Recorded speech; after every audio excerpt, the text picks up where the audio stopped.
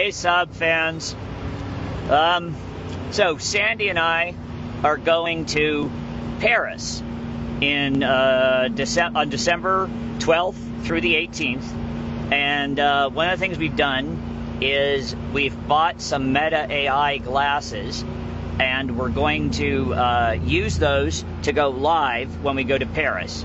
So tonight we want to test the glasses and kind of just see what POV filming looks like at night, and you know, get a feel for it, because when we go to Paris we want to be able to do some live streaming. If you're going to be in Paris, please reach out to us, because we'd love to, you know, meet fellow Saab enthusiasts. And if you have any suggestions for like places to go, things to do, please let us know. We've been to Paris before. We actually rented a Saab there the last time we went, but we want to make sure that you know, if there are people, you know, nearby the Paris area, that we get a chance to reach out to see them. One of the places we're going to go for sure is Saab Heritage, which is a place we went last time we were in Paris. And we've managed to rent a Saab 2006 Anniversary Edition Saab 9.3 convertible, and that's going to be our ride when we're moving our way around Paris. So we're really looking forward to that. Sandy, do you have anything to add about... Just if there's cool places to take photos and videos of the car. We got a lot of great footage last time, which we should post to YouTube, by the way. We definitely should, and Facebook and Insta as well. Our poor YouTube account that we've really neglected. I think we actually crossed the 1 year mark without posting anything new, but hopefully that'll change, and we'll have some new content to put up there as well. So I've just heard that our first viewer has joined. Oh, and they just left. Oh well. So anyway. So I've set the cruise control for 100 kilometers an hour, because I'm going to tell you, we're driving in southern Ontario, and that's what the speed limit is on this particular road. So I want to make sure that I don't exceed the speed limit while I'm driving. It's actually quite an experience to do a POV video in a Saab, well, in any car, because you don't have to concentrate on like what your camera's doing or anything like that. You just, I'm looking through glasses to get it to film. So anyway, I thought we'd talk about the 97X, Sandy. Do you remember how long ago we got it? Oh gosh, I think it was 2022, early 2022. His name is Joey. We know that because not the person we bought him from, but his previous long-term owner is now a good friend of ours in the Saab community. Hey, Roxy. Hi, Roxy. Yeah, it's a big beast. I hated it at first because I'm a small car downtown girl, but it's actually pretty easy to drive, and it feels good in the winter. Sandy also hates the exhaust. I do. Because it's very, very... Straight pipe. I mean, of course, it's absolutely in legal compliance with, you know, every underlying Ontario law, but she finds it to be loud occasionally, so despite its complete legal compliance. Attention, but that's why I'm in the passenger seat. And we should talk a little bit about the 97X, because it is, it's not just a run-of-the-mill... Well, I mean, I think all 97X are kind of interesting, but this particular one is an Aero model, and what that means, from the factory, the 97X Aero came with the 395 horsepower, 6-liter LS2 V8. Now that's the same engine with just slightly different intakes and stuff that they used in the C6 Corvette, which was right around the same era. This is 2008 and 2009. So a lot of people don't consider the Saab 97X to be a real Saab. I have lots to say on that. Go ahead. Well, if you follow us and read lots of threads online, you've probably seen my my dissertations before. But bottom line, it's certainly based on a Chevy, but the Saab engineering team really put their stamp on a lot of pieces of it, especially the suspension and you know, some of the workings like that, as well as obviously inside it's all Saab. It looks and feels like a Saab. It's got all the things we would expect, but there's really been a lot of Saab engineering that went into it, and the Per Jensen, I think, is the name of the lead designer. If you want to Google him, I think that's his name. But he's spoken out about, you know, some of the engineering that went into it. I don't have my checklist handy, but there's quite a bit that went into it. And so when folks say, it's just a Trailblazer, it's really not. There's certainly a lot of shared heritage with the Trailblazer, just like some of the others have the Opals, some were built on the Vauxhall Vectra.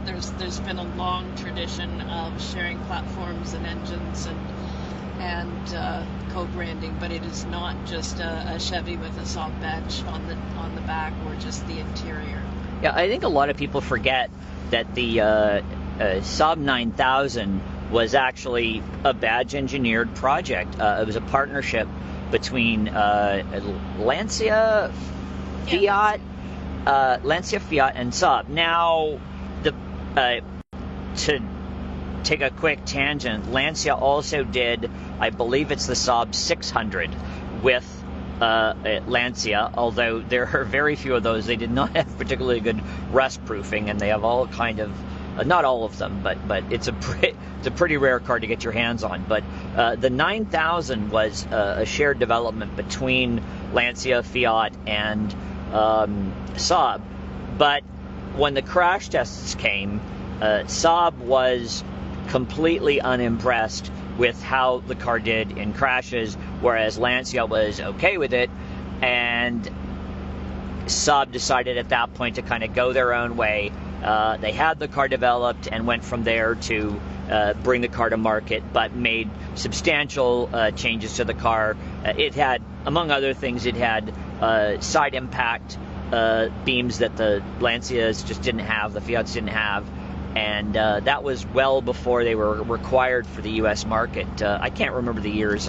This is off the cuff, but so badge engineering's not new to Saab, and although, you know, I think that Saab probably had a bigger hand in developing the 9000 compared to developing the 97X. I mean, keep in mind that you know, it was first developed as a rear-wheel drive SUV, and none of that was under Saab's development cycles. The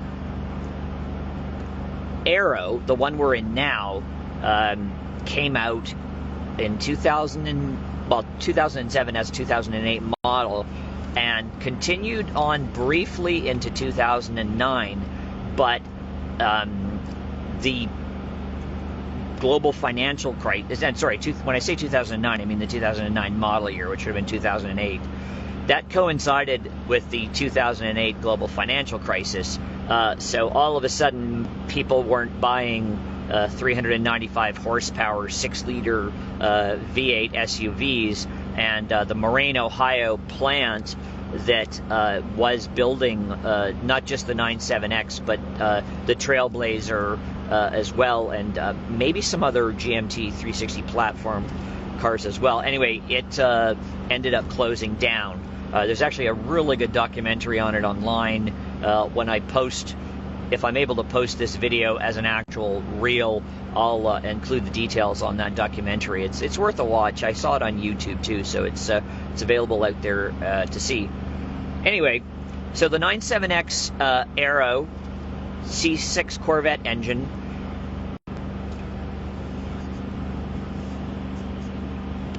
By the way, just just got a comment in, so thank you very much for that. Unfortunately, because I am driving, I'm not able to answer that. And I don't know if, Sandy, if you can see the comments, if there's anything that people are saying. And if they're saying mean things, they can go jump in the lake.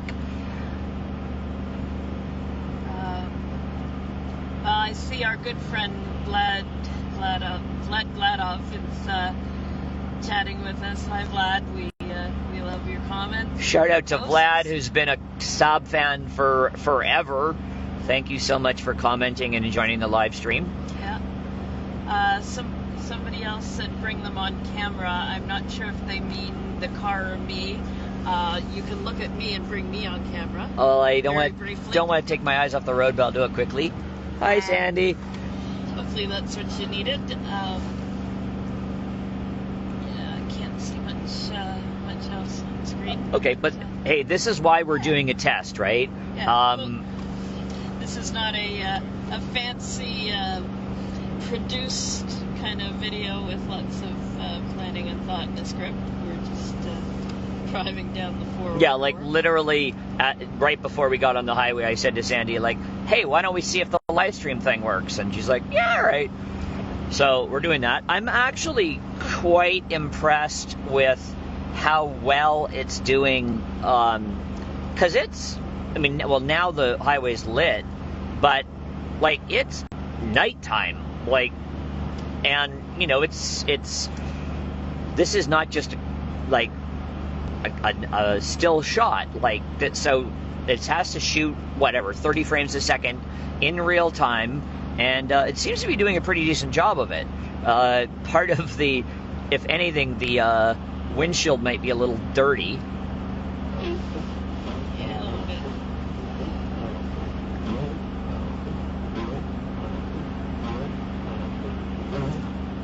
So I don't know if you guys have seen the video for, I've posted several commercials for the 97X in SaabFaans on Facebook and on Instagram, and the joke has been messing with valets since, I think, 1969.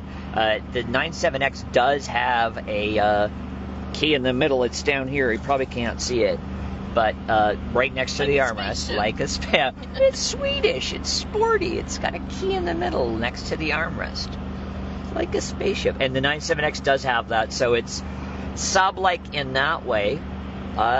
In fact, speaking of the 9000, I think the 9000 is one of the few modern Saabs, modern-ish Saabs, that doesn't have the key in the middle. If I'm wrong about that, please let me know in the comments, and if I'm right, I'd like to know too. So what do you think, Sandy? Is that a sufficient test of the... Yeah, I think we'll play it back, see what it says. Would love lots more comments from you guys. Morales, I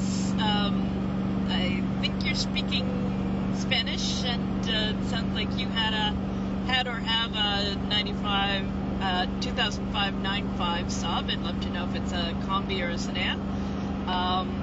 But I think you're saying you like it. That's awesome. We love those too. We were just at a meet earlier today. One of our friends with a the former G95 sedan, wagon. Former president of the Saab Club, Ed, has a 95, among other cars. He's got 3 Saabs, at least 3. He's got a non-turbo 9000. He's got a pre-facelift 9.3 convertible, and he's got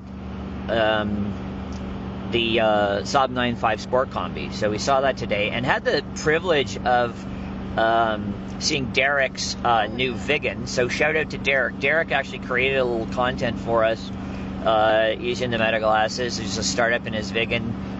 He got it. It's a BC car, and he's absolutely in love with it.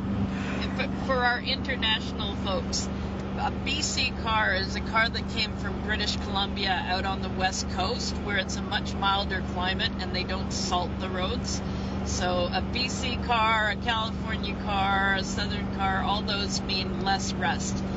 It's pretty tough to keep the rust off cars up here in Ontario, they put a lot of salt on the road and you're forever spraying it off. But so a car from BC, I took one look at it and my first comment was nice wheel arches.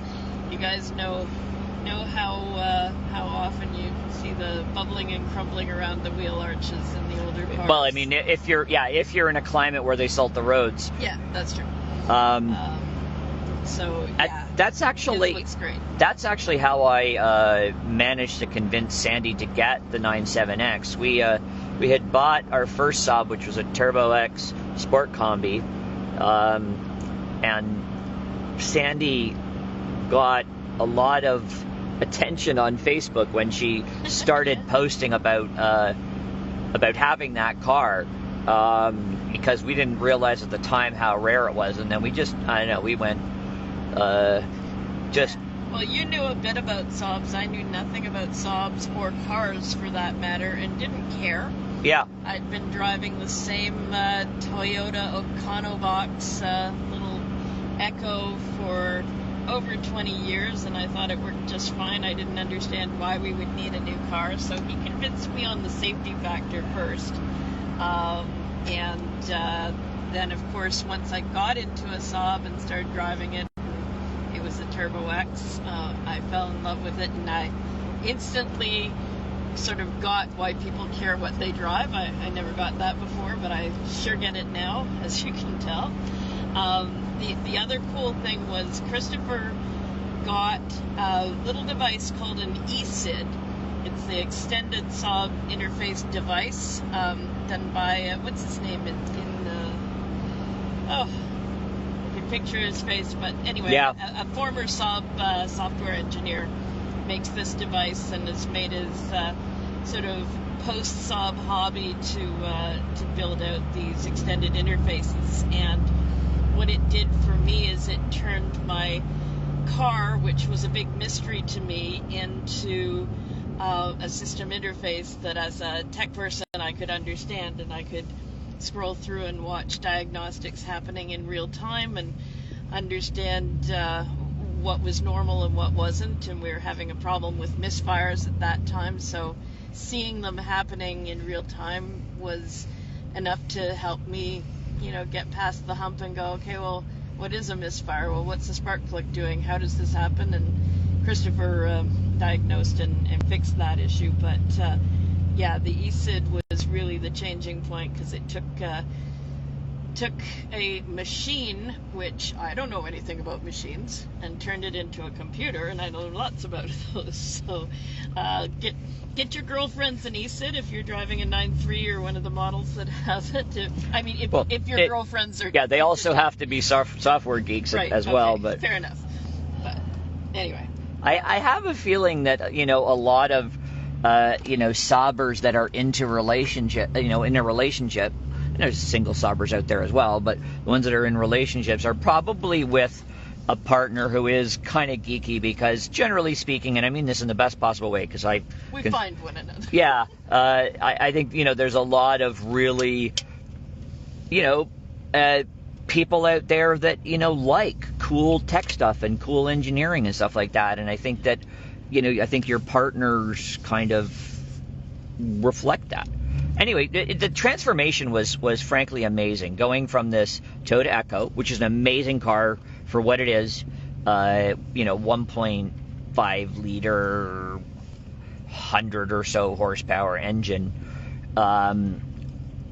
but paid off in the early 2000s. Yeah, absolutely. Into the 2020s. But the Saab, it really, it really was like a spaceship. Yeah, and just can't believe some of the features that Saab had, before anybody else. Anyway, Sorry, go ahead. No, if you need to focus on the no, traffic. I'm good. You started to talk about how you convinced me to get the 97X. Right. And I want to hear your version of that before I tell mine. Well, so we had the Toyota Echo, and that was kind of the winter car, but we sort of sold it on this safety issue, and so we're really, we don't kind of, the Turbo X is so nice, we don't really want to drive it in the winter time and get it all chewed up, on our salty Toronto roads. So, hey, maybe we should have an SUV. And that's how I sold Sandy on the 97X. I think that's... Yeah, that's basically it. We needed a safe car to replace my aging little tin can, and so we got the Turbo X, and then it was like, oh, but by the way, this is a really sweet ride. We can't drive it in the winter. You don't want to get it rusty. I said, no, I don't.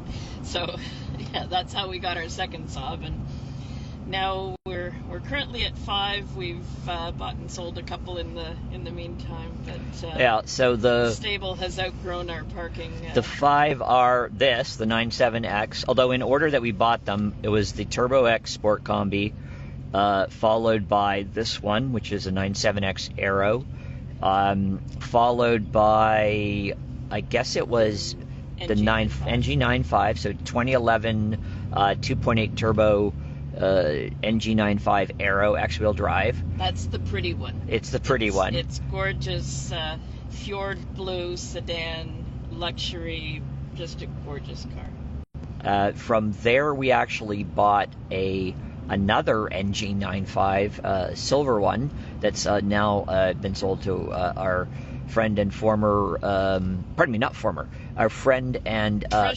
treasurer of the Saab Club of Canada. So our Jason. colleague as well, Jason. But for a very short moment in time, we actually owned like 10% of all the Aeros that NG95 Aeros that had ever been brought to Canada, because we only got 20 or 21 of these things.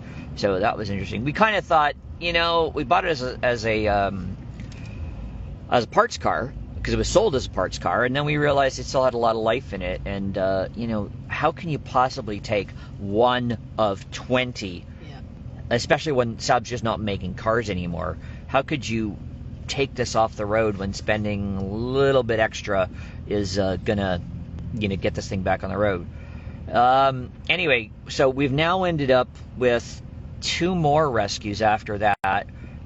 Both of them are 2009 NG93 2.8 turbo X-wheel drive sport combis, and we're going to be selling those come spring. So one's automatic, one's manual. One's automatic, one's manual. The automatic has less than 200,000 kilometers, and the manual has more than 300,000. So they're kind of diametric opposites. Anyway, with this traffic, I think I'd like to. I'm okay, but I think I should. This is enough for a test. And, yeah. If anybody's still listening, thank you. Thank you so much for tuning in. We'll do some more thoughtful broadcasts another time, but this was kind of fun, just rambling on. Yeah, so.